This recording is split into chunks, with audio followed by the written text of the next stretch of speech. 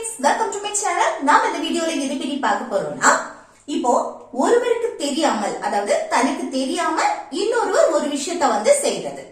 இப்ப நம்ம சொல்லுவோம்ல, எனக்கு தெரியாம அவ அங்க போயிட்டா, எனக்கு தெரியாம நீ அதை செய்யக்கூடாது, எனக்கு தெரியாம நீ அங்க போக கூடாது, அம்மாவுக்கு தெரியாம அதை எடுத்துட்டா, இந்த மாதிரி நம்ம சொல்லுவோம்ல. இப்படி ஒருவருக்கு தெரியாமல் இன்னொருவர் ஒரு விஷயத்த பண்றது.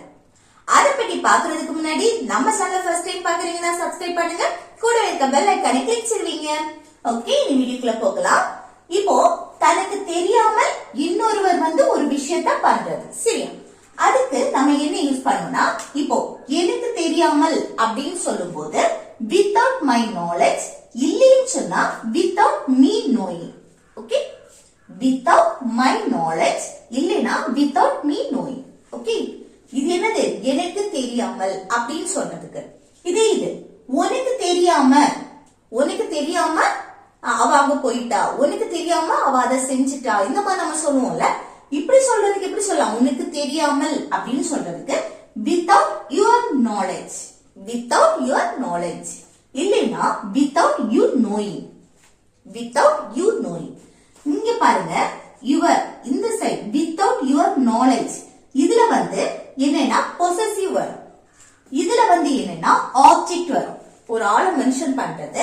இங்க என்னது? without your knowledge அப்படின்னா இங்க possessive, without you knowing அப்படின்னா இதுல object வரும்.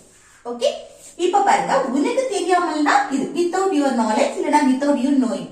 இது அவனுக்கு தெரியாமல் அப்படின்னு சொன்னா, அவனுக்கு தெரியாம அவ அவங்கிட்ட பேசிட்டா, இந்த மாதிரி நம்ம சொல்லுவோம்ல. அவனுக்கு தெரியாமல் அப்படின்னா without his, இந்த இடத்துல என்ன வரணும்? his knowledge, possessive his. இங்க என்ன? without him, object, him knowing. அவளுக்கு தெரியாமல் அப்படின்னு சொல்லும்போது இந்த இடத்துல என்ன வரணும்? ஒரு பொண்ணு நம்ம மென்ஷன் பண்றோம், her. Okay, without her knowledge. இங்க என்ன? without, இங்கேயும் her தான் வரும். ஓகே, இங்கே என்னது? her தான் வரும், without her knowing. இது ஒரு நேம் நீங்க மென்ஷன் பண்றீங்க. இப்போ மீரா, மீராவுக்கு தெரியாமல் அப்படின்னு சொன்னா இது எப்படி சொல்றது? without மீராஸ்.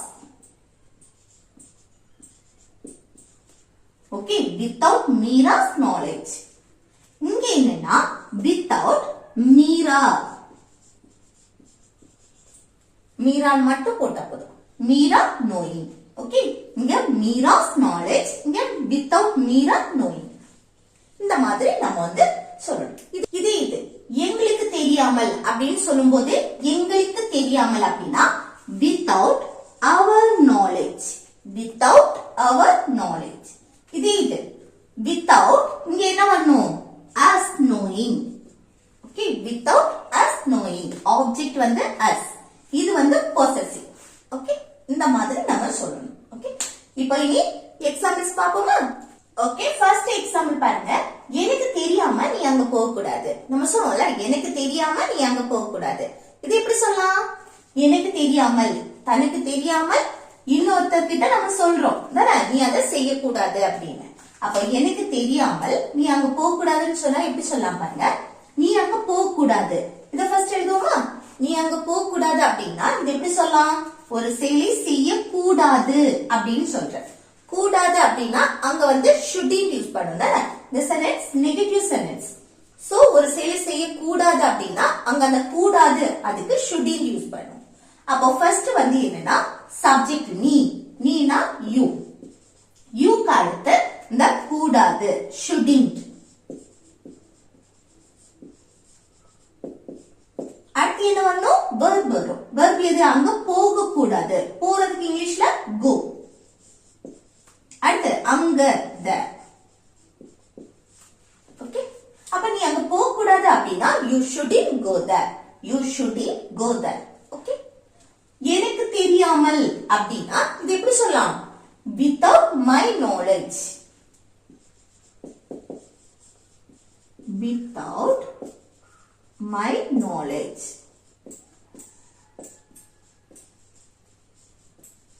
இல்லைன்னு சொன்னா without me knowing.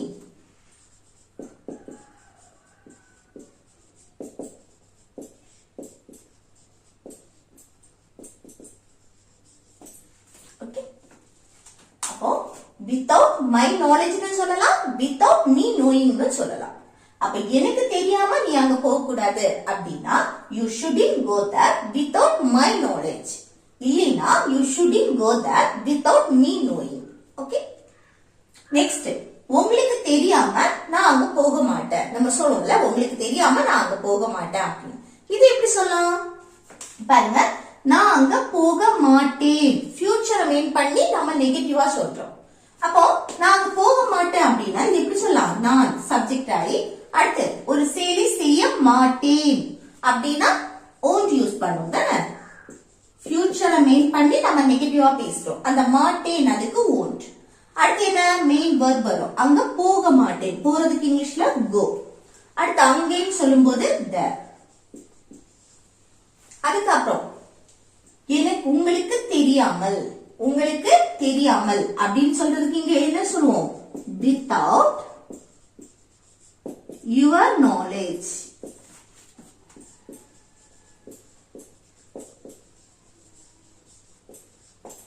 Okay, without your knowledge. உங்களுக்கு அப்படின்னா your, without your knowledge.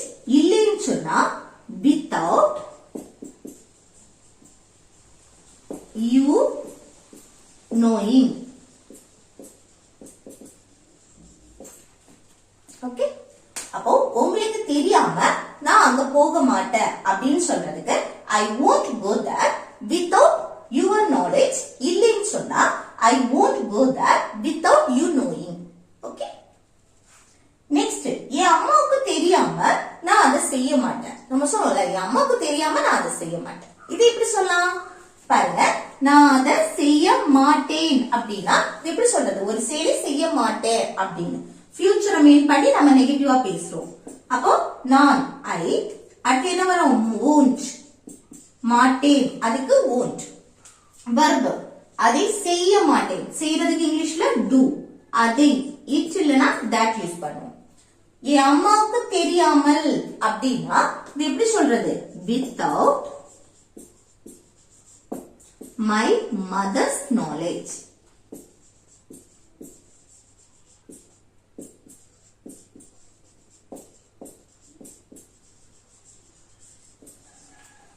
இல்லைன்னு சொன்னா without my mother knowing.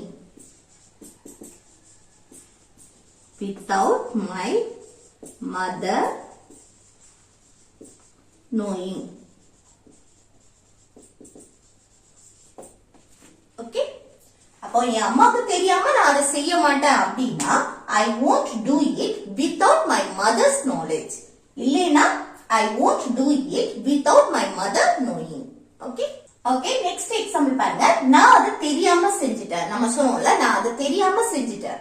இத பாருங்க, நான் அதை தெரியாம செஞ்சுட்டேன்னா நானே ஒரு விஷயத்த தெரியாம பண்ணிட்டேன் அப்படின்னு தானே செய்யறது. ஓகே, தெரியாம ஒரு விஷயத்த நானே செய்யறது. இங்க என்ன, அவனுக்கு தெரியாம, ஒருவருக்கு தெரியாம இன்னொருவர் ஒரு செயலை செய்வது. இது என்ன, நானே ஒரு விஷயத்த தெரியாம செஞ்சுட்டேன். இது எப்படி சொல்லலாம், நான் அதை தெரியாம செஞ்சுட்டேன், அதுக்கு தெரியாமல், அதுக்கு without knowing அப்படின்னு சொல்லலாம். இல்லைன்னா unknowingly அப்படின்னு சொல்லலாம். சரியா? அப்ப இது என்னது, நானே ஒரு விஷயத்த தெரியாம செய்வது. அப்ப பாருங்க, இது பாஸ்ட், முடிஞ்சு போன விஷயத்த பத்தி நம்ம சொல்றோம், செய்தேன் அப்படின்னு. அப்ப நான் சப்ஜெக்ட் எழுதணும். ஃபர்ஸ்ட் சிம்பிள் பாஸ்ட் டென்ஸ் படி தான் நம்ம எழுத போறோம். ஃபர்ஸ்ட் சப்ஜெக்ட், அடுத்து verb. அதை தெரியாமல் செய்தேன், செய்யறதுக்கு இங்கிலீஷ்ல do. அதோட past did. verb V2 past ஃபார்ம்ல இருக்கும். சரியா? அதை, அதைனா it இல்லனா that னு சொல்லலாம். அடுத்து தெரியாமல், இதுக்கு without knowing. Without knowing. இல்லைன்னு சொன்னா without knowing, இல்லைன்னு சொன்னா என்னது, unknowingly.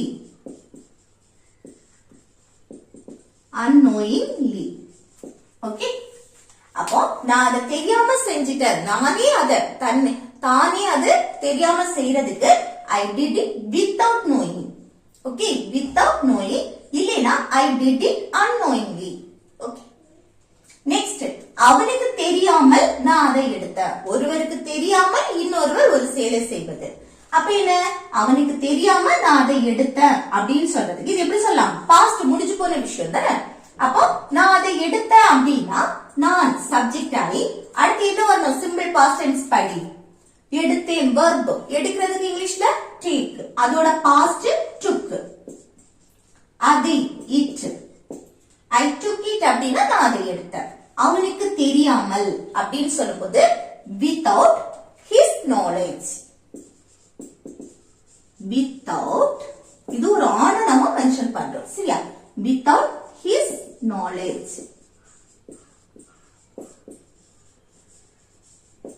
இல்லைன்னு சொன்னா எப்படி சொல்றது without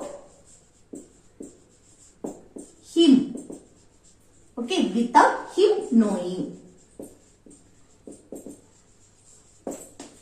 okay அப்போ அவனுக்கு தெரியாம நான் அதை எடுத்தேன் அப்படின்னு சொல்றதுக்கு எப்படி சொல்லலாம் அவனுக்கு தெரியாம நான் அதை எடுத்தேன்னு சொல்றதுக்கு I took it without his knowledge இல்லைன்னு சொன்னா I took it without him knowing okay next அவனுக்கு தெரியாம நீ அதை எடுத்தியா நம்ம கேட்போம்ல அவனுக்கு தெரியாம நீ அதை எடுத்தியா இதை எப்படி கேட்கலாம் பாஸ்ட் முடிஞ்சு போன விஷயத்தை பற்றி நம்ம கொஸ்டின் கேட்கிறோம் அப்போ சிம்பிள் பாஸ்ட் டென்ஸ் முடிஞ்சு போன விஷயத்தை பற்றி கொஸ்டின் கேட்கும்போது இங்க did யூஸ் பண்ணி கேட்கலாம் did அடுத்து என்ன வரணும் சப்ஜெக்ட் நீனா யூ அடுத்து என்ன வரணும் verb அதை எடுத்தியா எடுக்கிறதுக்கு இங்கிலீஷ்ல என்னது take அத அப்படியே எழுதணும் இங்க பாருங்க இங்க வந்து நம்ம பாஸ்ட் பத்தி தான் பேசுறோம் இங்கேயும் பாஸ்ட் ஆனா இங்க வந்து என்னது verb v1 take இருக்கு இங்க பாருங்க verb v2 took இருக்கு ஆனா இந்த ரெண்டுக்கும் என்ன டிஃபரண்ட்னா இங்க did வந்திருக்கு இந்த ஒரு சென்டென்ஸ்ல did வந்தாலே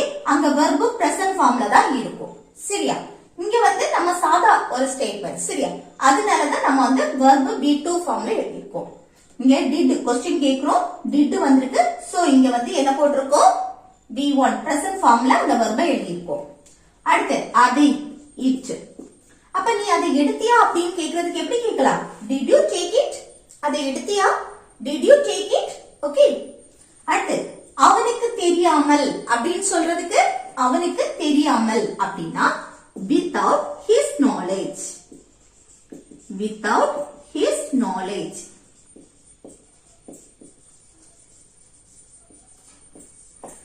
இல்லைன்னு சொன்னா இல்ல என்ன வரணும் without him knowing okay அப்போ அவனுக்கு தெரியாம நீ அதை எடுத்தியா அப்படின்னு கேக்குறதுக்கு எப்படி கேட்கலாம் did you take it without his knowledge did you take it without his knowledge okay அடுத்து நெக்ஸ்ட் ஒன் பாருங்க அவங்களுக்கு தெரியாம நான் இங்க வந்தேன் நம்ம சொல்லுவோம்ல அவங்களுக்கு தெரியாம நான் இங்க வந்தேன் அப்படின்னு இது எப்படி சொல்லலாம் பாருங்க ஒருவருக்கு தெரியாமல் இன்னொருவர் வந்து ஒரு வேலையை செய்வது தானே நான் இங்க வந்தேன் பாஸ்ட் முடிஞ்சு போற விஷயத்தை பத்தி நம்ம பேசுறோம் அப்ப சிம்பிள் பாஸ்ட் டென்ஸ் படி எப்படி எழுதணும் ஃபர்ஸ்ட் நான் சப்ஜெக்ட் ஆயி அடுத்து என்ன வரணும் verb இங்க வந்தேன் வாரதுக்கு இங்கிலீஷ்ல கம் அதோட பாஸ்ட் came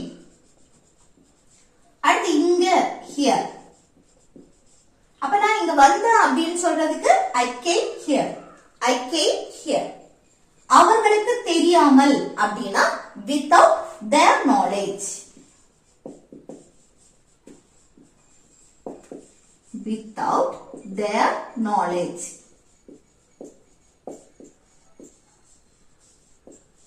இல்லைன்னு சொன்னா எப்படி சொல்றது without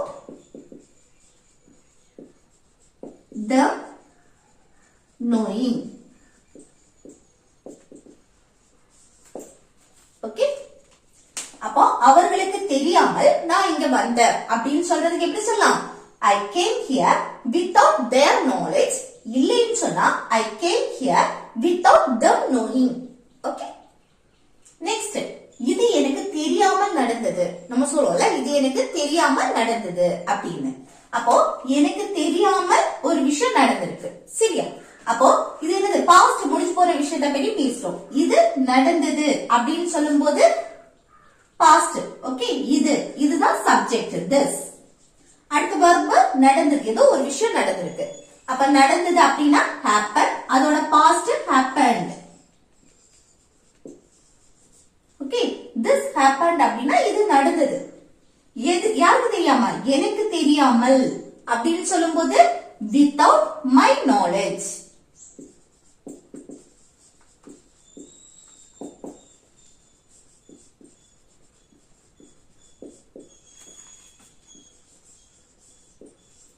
without my knowledge, இல்லைன்னு சொன்னா without me knowing.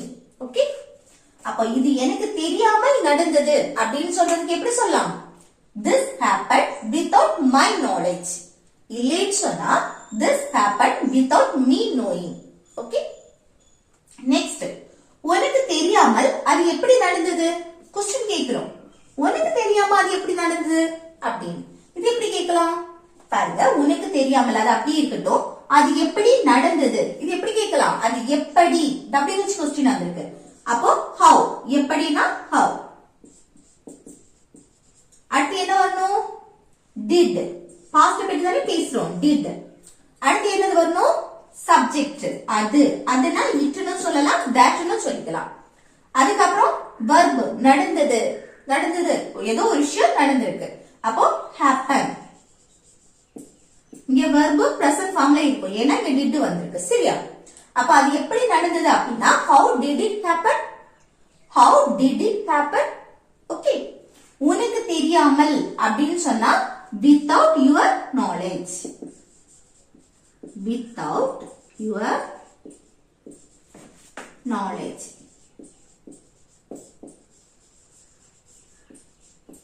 இல்லனா without you knowing அப்படின்னு சொல்றோம். சரியா? அப்ப உனக்கு தெரியாம அது எப்படி நடந்தது அப்படின்னு கேக்குறதுக்கு எப்படி கேட்கலாம்? How did it happen without your knowledge? How did it happen without your knowledge? Okay, அடுத்து லாஸ்ட் ஒன் பாருங்க. பாலாவுக்கு தெரியாம நான் அதை வாங்குனேன். நம்ம சொல்லுவோம்ல, பாலாவுக்கு தெரியாம நான் அதை வாங்குனேன் அப்படின்னு. இது எப்படி சொல்லலாம்? லாஸ்ட் ஒன் வந்து ஹோம்வொர்க். சரியா? பாலாவுக்கு தெரியாம நான் அதை வாங்குனேன் அப்படின்னு சொல்றது எப்படி சொல்லலாம்? அதை எப்படி சொல்லலாம்னு கமெண்ட் பாக்ஸ்ல கமெண்ட் பண்ணுங்க. ஓகே ஃப்ரெண்ட்ஸ், இந்த வீடியோ உங்களுக்கு பிடிச்சிருந்தா லைக் பண்ணி, ஷேர் பண்ணி, கமெண்ட் பண்ணுங்க.